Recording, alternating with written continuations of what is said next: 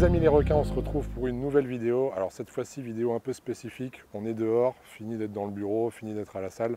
Pourquoi? Tout simplement parce qu'on va aller en course. Et oui, il faut bien faire ces petites courses aussi pour progresser. Donc on va aller en course. Je dirai pas le nom de l'enseigne, parce que sinon on va leur faire de la pub. Et ça, les courses, ça va concerner quoi? Ça va concerner en fait les produits que vous devez acheter pour une bonne prise de masse, une prise de masse de qualité. Je vais vous montrer les produits que je préconise. Donc on va s'intéresser principalement aux protéines, aux lipides, aux glucides, aux légumes. Voilà, je vais vous conseiller un petit peu sur les produits achetés pour votre diététique. Je ne vais pas vous donner des grammages précis parce que c'est vraiment propre à chacun. Mais en tout cas, on va faire le nécessaire pour constituer un caddie de bonne qualité, pour vous aider à progresser, pour éviter de faire des petites erreurs sur l'achat de vos produits. Et puis voilà, je pense que ça sera pas mal. Allez, du coup, on se rend dans le magasin. On va au rayon d'abord, je sais pas, on fera au feeling. En tout cas, c'est parti. On se retrouve à l'intérieur. À tout de suite.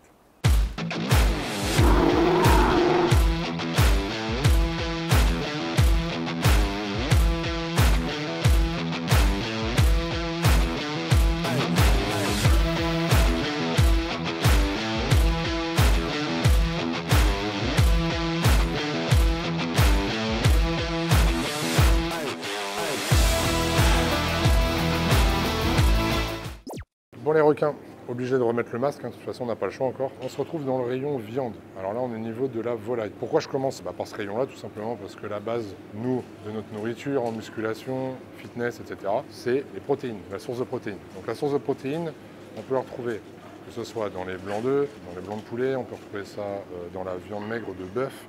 Donc je vais vous montrer un petit peu tout ça, je vais vous montrer exactement ce qu'il faut faire et ne pas faire. Donc dans un premier temps, en fait, je vais acheter mes blancs de poulet. Donc les blancs de poulet, c'est vraiment ce que je consomme le plus souvent, bien évidemment. Ça fait partie, on va dire, au niveau de la source de protéines, ça fait partie d'au moins 50-60% de votre alimentation. C'est une viande maigre qui contient beaucoup de protéines, très peu de lipides, pas de glucides. Je vais vous montrer exactement ce qu'il faut prendre comme source de blanc de poulet. On va éviter évidemment toutes les formes de blanc de poulet avec la peau, rôti, etc. Donc je vous montre ça tout de suite. Blanc de poulet, tout simplement comme ça. Voilà, vous voyez, très simple. Au niveau des blancs de poulet, pas besoin, comme je vous l'ai dit tout à l'heure, de prendre des trucs avec la peau, etc.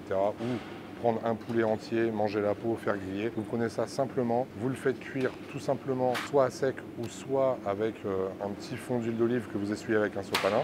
Par exemple, c'est ce que je préconise pour pas que ça colle dans la poêle tout simplement, mais pas d'ajout de matière grasse lorsque vous faites cuire vos blancs de poulet. Donc maintenant on se retrouve toujours au rayon des viandes, on va s'attaquer aux viandes rouges, parce que la viande rouge peut être intégrée dans le cadre d'un régime d'une perte de poids ou d'une prise de masse musculaire comme nous on veut. Du coup au niveau des viandes rouges, je vais vous montrer quel type de viande vous pouvez consommer, la plus maigre possible bien évidemment. Pour cela, on se retrouve au rayon du bœuf, parce que ça c'est vraiment la viande rouge par excellence pour nous, mais quel type de morceaux vous pouvez consommer. Est-ce que vous pouvez consommer du bœuf haché? Si oui, quel pourcentage de matière grasse? Vous pouvez consommer également d'autres types, d'autres parties du bœuf, et je vais vous montrer tout de suite. La bavette. Ça, la bavette, vous pouvez en consommer. C'est une viande qui reste plutôt maigre, donc pas de problème pour la consommer. Vous pouvez aussi partir sur de l'onglet, c'est un tout petit peu plus gras, mais ça peut être intégré également. Le top, ça va rester le rump steak ou le steak à griller. On est vraiment sur des parties maigres du bœuf. D'accord. Au niveau des steaks hachés, je vais vous montrer, pareil, vous pouvez prendre des steaks hachés 5%. Soit vous les prenez 5% si vraiment vous ne pouvez pas aller chez un boucher ou au détail, mais si vous allez au détail, vous pouvez prendre directement les steaks hachés. Il n'y a pas d'ajout supplémentaire de matière grasse. Au niveau des viandes hachées, comme j'ai dit tout à l'heure, vous pouvez prendre soit ce type de viande hachée, donc là on est sur du 5%, donc ça il n'y a pas de souci pour le consommer. En revanche, évitez vraiment les viandes de type 15%. Là, il y a un ajout de matières grasses, ce ne sont pas des bonnes matières grasses. Donc, on le laisse de côté, le 5% suffit amplement. Surtout, comme je vous l'ai dit, que c'est un ajout vraiment de matières grasses dans la viande. Sachez que si vous prenez de la viande hachée au boucher, normalement, c'est la viande pure et dure. Il n'y a aucun ajout de matières grasses, donc la viande se situe aux alentours des 2-3% de matière grasse, pas plus. Au niveau des morceaux de bœuf à éviter, on va vraiment éviter tout ce qui est côte de bœuf, entrecôte, etc. Donc ça, c'est des viandes grasses, d'accord? Évidemment, vous pouvez vous faire plaisir. Moi, par exemple, mon cheat meal préféré, ça va être côte de bœuf avec des bonnes frites maison, mais à ne pas consommer tous les jours. Pour ceux qui sont adeptes de la viande de porc, moi, personnellement, j'en mange pas pour la simple et bonne raison que déjà, je n'aime pas trop cette viande-là. Et il y a beaucoup de parties du porc sont très grasses. Le seul morceau de la viande de porc que vous pouvez consommer dans le cadre d'un régime ou d'une bonne prise de masse, ça va être le filet mignon, d'accord? Ça, c'est la seule partie. hein. Bien évidemment, on ne va pas manger tout ce qui est saucisse, etc. etc. Donc concentrez-vous sur filet mignon de porc, ça, il n'y a pas de souci. À partir du moment où vous le cuisinez sainement, pas d'ajout de matière grasse, etc., etc., vous pouvez, il n'y a pas de problème. Donc là, on a vu les sources principales en termes de viande, hein, pour ceux qui mangent de la viande. Le poulet, donc surtout et principalement du blanc de poulet. Si vous faites un poulet rôti, pardon, eh bien vous évitez de le faire avec de la matière grasse, etc., etc.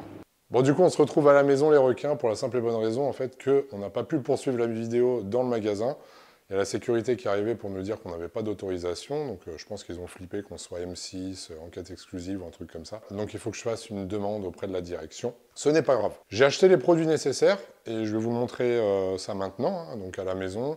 Les produits que j'ai achetés, donc on va commencer par les protéines, on va faire les glucides, les lipides, et je vais vous donner mes conseils, d'accord? Comme vous l'avez vu, puisqu'on s'est arrêté du coup aux sources de protéines, j'ai acheté de la viande hachée, donc viande hachée 5%. Hein. J'ai pris en viande de bœuf aussi, bavette. Ça, la bavette, comme je l'ai dit tout à l'heure, vous pouvez y aller, il n'y a pas de souci. Donc moi, j'en ai pris. Sachez aussi que cette vidéo, elle est axée pour les femmes et les hommes. Pourquoi? C'est le même type de nourriture, qu'on soit homme ou femme. C'est juste les quantités qui diffèrent. Et alors, chez les femmes, c'est les sources de glucides qui vont un petit peu être différentes, et c'est vraiment le grammage. En ce qui concerne la viande rouge, pareil, un homme peut consommer un peu plus de viande rouge qu'une femme. C'est-à-dire que moi j'ai tendance à mettre justement avec mes clients une viande rouge en général une fois par jour sur un repas, et chez les femmes plutôt une fois par semaine. J'en mets un petit peu moins parce que le taux de ferritine, hein, donc le fer, a tendance à vite augmenter chez les femmes, et du coup on évite bien évidemment d'en apporter de trop, notamment dans la viande rouge, hein, parce que la viande rouge est riche en fer. Voilà. En source de protéines, on a quoi aussi? On a le blanc de poulet, tout simplement. On a également avec les œufs. J'aime beaucoup les œufs, on parle souvent, il y a souvent le débat entre la consommation unique du blanc d'œuf, il y a la consommation de l'œuf entier. Moi je préconise vraiment en fait de faire moitié-moitié. Pourquoi? Alors, c'est-à-dire que je vais, à mes élèves, hein, c'est ce que je leur donne aussi à faire, principalement en source de protéines, le blanc d'œuf, mais je vais toujours rajouter 2 ou 3 jaunes. Pourquoi? Pour la simple et bonne raison que le jaune contient aussi, bien évidemment, des protéines, mais on a souvent assimilé le jaune d'œuf comme étant une mauvaise source de lipides. Et c'est tout le contraire, justement. La source de lipides contenue dans le jaune d'œuf est quelque chose de très bénéfique. Donc, ne coupez pas totalement. Alors, c'est sûr que si vous avez un gros gabarit, comme moi, par exemple, même si j'ai perdu, qui consomme en général sur un repas entre 6 et 8 blancs d'œufs. Si je prenais tous les jaunes avec, 6 ou 8 jaunes d'œufs, ça commence à faire beaucoup. Du coup, je prends, on va dire, 2-3 œufs entiers, donc le blanc plus le jaune, et le reste, je ne prends que le blanc. Tout simplement. En source de protéines aussi, sur la partie des produits laitiers, j'aime beaucoup donner du skyr. Voilà, tout simplement. Il peut y avoir un débat entre le fromage blanc, le yaourt grec, etc. Le yaourt grec est très gras. Le fromage blanc, lui, eh ben, si vous le prenez à 0%, donc il n'y a pas de matière grasse, par contre, vous allez avoir plus de glucides pour compenser. Et c'est un produit qui est gavé d'eau. Voilà. Donc le meilleur compromis pour moi, ça reste le skyr. Ça, je le prends surtout le soir avec de la protéine en poudre pour augmenter le taux de protéines. Et en source de protéines en poudre, bien évidemment, l'Iron Shark. Voilà, donc ça, j'en consomme, entre guillemets, le moins possible. Pourquoi? Pour la simple et bonne raison que je privilégie toujours la nourriture solide. En revanche, l'ISO se mélange très bien avec une source de glucides comme la crème de riz, se consomme avant l'entraînement, après l'entraînement. Voilà, si vous avez besoin d'une collation et que vous n'avez pas forcément le temps de manger solide, bien évidemment, la meilleure source de protéines à prendre rapidement, ça reste une ISO. Je conseille vraiment une ISO de haute qualité. Hein. C'est pour ça que forcément, je préconise la mienne, parce que nous, on cherche toujours à vous fournir des produits de qualité. Là, en plus, on est sur un produit labellisé Isolac. Voilà. Donc, vous ne pouvez pas trouver meilleure qualité que cette protéine. Tout simplement. Voici principalement du coup les sources de protéines. Donc comme j'ai dit tout à l'heure aussi, on évite la viande de porc, les viandes grasses, les entrecôtes, les côtes de bœuf, etc. On va chercher vraiment les sources de protéines les plus pures. Là, ce que je n'ai pas acheté ici, mais qui est très important aussi, c'est le poisson. Le poisson blanc, type colin, cabillaud, etc. Ça, vous pouvez y aller, poisson blanc, sans souci. En poisson de type gras, qui est très important aussi, au même titre qu'une viande qui contient un petit peu de matière grasse. Eh bien, vous avez le saumon, qui est une excellente source d'oméga 3, de très bons lipides. Donc, prenez vraiment du saumon, mais par contre, évitez le saumon d'élevage. si possible, vous consommez ce saumon au moins 2 fois par semaine. Donc ça, c'est vraiment ce que je préconise aussi auprès de mes élèves. Alors maintenant, on va passer aux lipides. Pourquoi les lipides sont-ils super importants, que ce soit d'ailleurs en prise de masse ou en sèche? Eh bien, tout simplement parce que les lipides aident au bon fonctionnement de vos hormones, d'accord? Ça stimule vraiment votre production d'hormones. C'est très important. Alors, je vais vous montrer mes sources de lipides préférées. Bien sûr, il y en a une grosse quantité, à vous d'adapter la chose. Donc, principalement, moi, en source de lipides, on a les avocats. Alors, bien sûr, les avocats sont verts, et ce n'est pas un légume vert. Je vous le dis pour la simple et bonne raison que j'ai déjà eu la réflexion plusieurs fois de mes élèves qui m'ont dit « Ouais Flo, est-ce que tu considères que les avocats sont un légume vert ?» Non, c'est une source de lipides. En général, je préconise que pour une cuillère à soupe d'huile, vous pouvez le remplacer par un demi-avocat. Voilà, à peu près. En termes d'huile, qu'est-ce que je prends? Moi, je suis vraiment fan de prendre l'huile d'olive. Les huiles très intéressantes, ça va être l'huile de lin, on a l'huile de colza, on a l'huile de noisette, on a l'huile de noix, donc vous pouvez vraiment varier. La meilleure pour moi reste l'huile de lin, mais vu que j'ai été éduqué dans une cuisine très méditerranéenne, c'est vrai que pour moi l'huile d'olive, eh bien ça reste la base de mon alimentation et je suis vraiment fan déjà du goût, donc c'est pour ça que je prends de l'huile d'olive. Alors maintenant, je vais vous montrer aussi la source d'oléagineux que je préfère.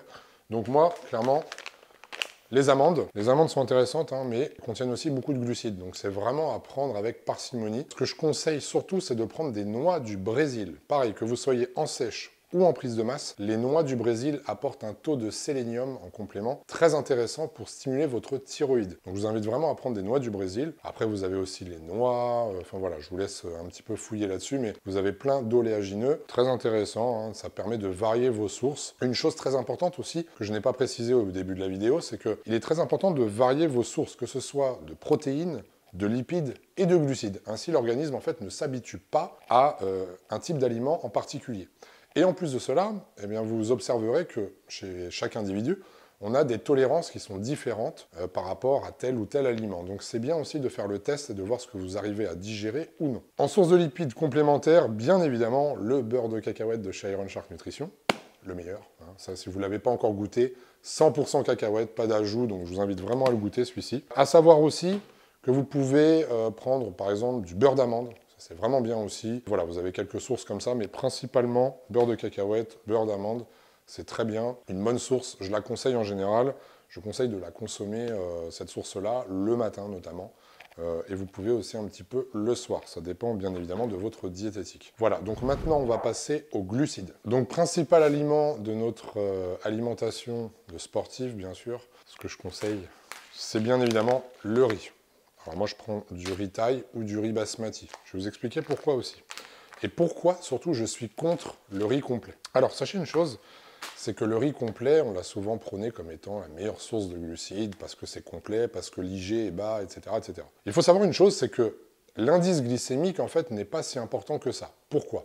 Parce que lorsque l'on prend la valeur, et donc l'indice glycémique d'un aliment, eh bien cette valeur a été déterminée avec l'aliment seul et cuisiné seul, d'une certaine façon. Mais lorsque vous avez votre repas complet, donc c'est-à-dire une source de glucides, des protéines, des lipides, une source de légumes, de fibres, eh bien en fait ça va descendre votre indice glycémique. C'est le bol alimentaire, comme on l'appelle, qui va descendre votre indice glycémique. Ce qui est important, c'est la charge glycémique et non pas l'indice glycémique. Consommez vraiment votre riz.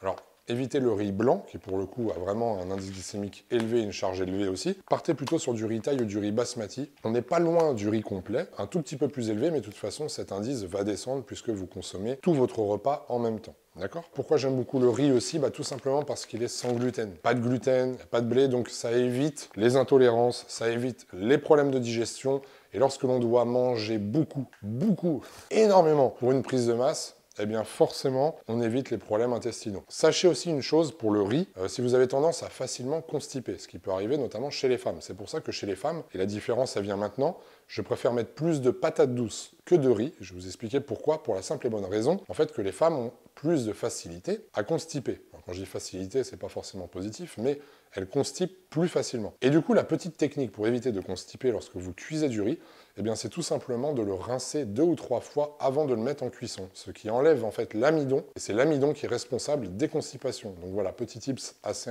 intéressant, et j'espère que vous m'en donnerez des nouvelles. Ensuite, on peut partir sur des pâtes. Alors, le type de pâte que je préconise, ça va être les pâtes sans gluten. Alors sans gluten, du coup, ce sont des pâtes à base de riz, encore une fois. On va éviter vraiment toutes les intolérances qu'on peut connaître avec le gluten, avec les pâtes qui, normalement, ne contiennent pas de riz. Donc c'est pour ça que partez vraiment sur ce type de pâtes, vous verrez que la digestion sera beaucoup mieux. Ensuite, je ne l'ai pas sous la main, mais en source de glucides, de façon très intéressante, nous avons la patate douce, la pomme de terre. Comment cuisiner? Tout simplement soit au four, soit à la vapeur ou au air fryer. Donc vous pouvez très bien couper en fait vos pommes de terre ou vos patates douces en lamelles pour les mettre au air fryer. Il n'y a pas besoin de matière grasse, etc. Et ça vous donne des frites par exemple. Donc c'est super agréable à manger en diète et c'est bourré de bons nutriments. Donc je préconise vraiment ces produits-là aussi comme source de glucides. Ce que je permets aussi à mes élèves et que je prends moi-même, ça va être par exemple le pain, mais alors pas le pain complet, etc., mais à base d'épeautre. Pareil, encore une fois, on fait face aux intolérances. On essaye vraiment d'optimiser sa prise d'aliments, sa prise de glucides, avec des produits très intéressants, que ce soit pour la digestion, pour l'assimilation, etc. Donc, pain d'épeautre, vous pouvez en prendre par exemple le matin ou sur une collation. Et enfin, la crème de riz aussi. Donc ça, je la préconise surtout le matin, avant l'entraînement, après l'entraînement. Pourquoi? Parce que la crème de riz, finalement, se digère très rapidement. Il vous faut 30 minutes pour digérer la crème de riz. Encore une fois, on est sur une base de riz, donc sachant que la crème de riz est un produit hydrolysé et pré-cuit à la vapeur, donc pré-digéré, en fait, si vous voulez. Et ça permet justement d'éviter toute forme de ballonnement, ça vous évite beaucoup de soucis liés à la digestion. Encore une fois, vu que c'est du riz, c'est sans gluten, donc c'est vraiment une très bonne source de glucides. En ce qui concerne les flocons d'avoine, je ne l'ai pas présenté pour la simple et bonne raison que j'essaye au maximum d'éviter les flocons d'avoine. Moi, j'en mets un petit peu à mes élèves si vraiment ils sont tolérants, mais en général, je cherche à les diminuer au maximum pour les basculer vers la crème de riz, parce que je me rends compte qu'il y a énormément de personnes qui sont intolérantes au gluten, et donc aux flocons d'avoine. Le flocon d'avoine, en plus, met beaucoup de temps à être digéré, créer de l'inconfort en fait sur la digestion, beaucoup de gaz, etc. Donc si vraiment vous pouvez limiter, c'est le mieux. Voilà. Si par contre vous arrivez à bien le digérer, allez-y, faites-vous plaisir, mais pas plus d'une fois par jour, par exemple sur le petit déjeuner ou sur une collation. Maintenant, je vais vous parler un petit peu des légumes et des fruits, parce que c'est super important dans une alimentation variée, équilibrée, et pour atteindre nos objectifs. Alors déjà en fruits, la banane. Alors les bananes, j'ai encore laissé dans le sachet, mais ce sont de vraies bananes, c'est pas des fausses, elles sont pas en plastique. Les bananes, elles sont très intéressantes et en fait, si vous voulez, on pourrait le mettre dans la case aussi des glucides. C'est un aliment que j'adore utiliser. Par contre, évitez à tout prix de mettre une banane avant l'entraînement. C'est très lourd à digérer, ça prend beaucoup de temps, donc placez vraiment la banane, par exemple, le matin au petit déjeuner, post-training, voilà, c'est des moments propices pour consommer la banane, mais évitez vraiment avant l'entraînement. Moi, j'aime bien utiliser la salade verte, tout simplement. Alors, la salade verte, bon, ça reste des crudités. Il faut éviter, bien sûr, d'en consommer de trop. Pourquoi? Parce que la salade a tendance à vous ballonner. C'est, si vous voulez, le processus de digestion entraîne une fermentation de la salade. Donc, faites vraiment attention à ça. N'en consommez pas trop non plus. J'aime beaucoup mettre mes élèves sur les concombres, les asperges. Alors les asperges en plus ont un pouvoir diurétique qui est très fort, donc ça c'est super intéressant comme aliment. Les haricots verts, les poivrons, vous pouvez les intégrer comme légumes verts, les poivrons, les champignons, les poireaux, les courgettes, j'en oublie beaucoup, il y en a tellement, donc voilà. Faites attention à une chose aussi, quand on vous parle de légumes verts, donc légumes verts, moi je préconise de pouvoir les consommer en illimité. Pourquoi? Pour la simple et bonne raison que le processus de digestion est tellement lent et demande beaucoup d'énergie pour les légumes verts que, si vous voulez, c'est ce qu'on appelle des calories nulles. Tout simplement parce que le processus de digestion consomme en énergie pour être digéré autant de calories que ce qu'elle contient. C'est très intéressant dans le cadre d'un régime puisque ça comble l'estomac et puis ça vous permet d'avoir un apport en fibres assez conséquent. Fibres, minéraux, etc. Donc il y a plein de bonnes choses. Par contre, ne considérez pas que si un légume est vert, c'est forcément qu'il appartient à la famille des légumes verts. C'est pour ça que je cite le poivron, les champignons, etc. Il y a aussi les aubergines, que je n'ai pas citées. En fruits non caloriques, je préconise déjà la pomme, qui est aussi une source de glucides, mais plutôt modérée, avec un IG extrêmement bas, donc c'est très intéressant. Et le fruit par excellence, qui contient peu de calories, et qui est intéressant à consommer, et surtout qui est très bon au niveau gustatif, ce sont les fraises. Bien évidemment, ne rajoutez pas de sucre dedans, évitez ces choses-là, mais en tout cas, les fraises sont un excellent aliment et c'est notre allié justement, que ce soit en sèche ou en prise de masse. Donc allez-y, consommez des fraises, il n'y a pas de souci là-dessus. En fait, quelle que soit votre période, vous pouvez consommer des fruits, c'est même indispensable de consommer des fruits, mais prenez les bonnes sources et faites attention selon la période. Par exemple, vous pouvez augmenter votre apport en bananes, etc. lors d'une prise de masse, et lors d'une sèche, on va plutôt se rediriger vers des fraises ou les fruits rouges en général, hein, qui apportent des antioxydants, donc c'est très intéressant, mais également qui ne sont pas très caloriques. Voilà, donc c'est vraiment ce que je préconise. Si vous avez des fruits à consommer, les fruits rouges, c'est vraiment le top. Donc voilà, je viens de vous faire un petit peu le récap des produits phares et des produits indispensables pour avoir une diététique équilibrée, pour atteindre vos objectifs, pour construire du muscle de qualité ou alors pour perdre de la masse graisseuse. D'accord ? Je vous ferai une vidéo spécifique d'ailleurs sur les erreurs à ne pas faire lorsque vous faites vos courses, etc. pour la perte de poids, pour la perte aussi de masse graisseuse, pour les sèches et compagnie. Les produits que je vous ai montrés là, ce sont des produits que je consomme au quotidien. Le but en fait, puisque moi je prône vraiment la diète stricte, quand on parle de diète stricte, c'est d'avoir des produits les moins transformés possibles et de cuisiner soi-même. Mais une diète stricte ne veut pas dire ne jamais se faire plaisir. Vous pouvez vous faire plaisir, mais comme je l'ai dit tout à l'heure et au début de la vidéo, se faire plaisir peut partir d'une source de produits sains. Pour moi, se faire plaisir ne veut pas dire forcément taper un McDonald's, etc. Mais vous pouvez, par exemple, vous faire des burgers maison, donc c'est-à-dire acheter des steaks hachés faits au boucher, acheter du pain, faire vous-même en fait vos hamburgers avec la salade, etc. Et là, vous faites un écart, mais qui reste tout de même contrôlé avec des produits plutôt sains. Je dis bien plutôt, puisque évidemment, genre le pain, etc., le fromage, bon, ils vont toujours être un petit peu trafiqués, mais au moins, faites les choses de façon propre. Prenez plaisir, en fait, lorsque vous faites ces écarts qu'on appelle cheat meal. Vous pouvez également, si vous faites des pizzas, faites-les maison. Si vous voulez, je sais pas, n'importe quoi, vous faire une bonne viande, faites-la, que ce soit au barbecue, etc. Faites des frites maison. Vous avez vraiment moyen de vous faire plaisir. Ne le faites pas trop souvent. Mais quand vous le faites, eh bien, il n'y aura pas d'impact. Il n'y aura pas d'impact pour la simple et bonne raison que ça reste des produits sains et que vous avez cuisiné vous-même, d'accord ? Essayez de jouer aussi sur la diététique avec les épices, avec l'assaisonnement. N'oubliez pas aussi de saler vos repas, c'est super important. Ne coupez pas le sel sous prétexte que vous avez peur de faire de la rétention d'eau, parce que c'est en coupant le sel justement que vous allez faire de la rétention d'eau. Pensez à bien vous hydrater, ça on n'en parle pas, mais c'est l'aliment numéro 1, celui qui permet que l'on soit en vie. Allez voir, je vous conseille ma vidéo justement sur l'hydratation, où je parle vraiment de tous ces aspects-là. En tout cas, j'espère que cette vidéo tips un peu pour vous donner de façon un peu grossière tous les aliments nécessaires pour avancer vers vos objectifs. J'espère que ça vous a plu. En tout cas, n'hésitez pas encore une fois à vous abonner, à liker, à commenter, à partager si vous le souhaitez. Je vous remercie de votre attention. Et on se retrouve très bientôt pour des tutos sur l'entraînement, sur la diététique, enfin plein de choses. Merci du fond du cœur, encore une fois, d'être de plus en plus nombreux à me suivre sur IronShark-TV. Je vous remercie pour la commande de vos compléments, comme la crème de riz. C'est sur ironshark.fr que ça se passe. Et toujours moins 10% de réduction avec le code IronShark10. Je vous souhaite à tous une excellente soirée, un bon appétit, ce que vous voulez. Ciao, ciao les requins, et à bientôt.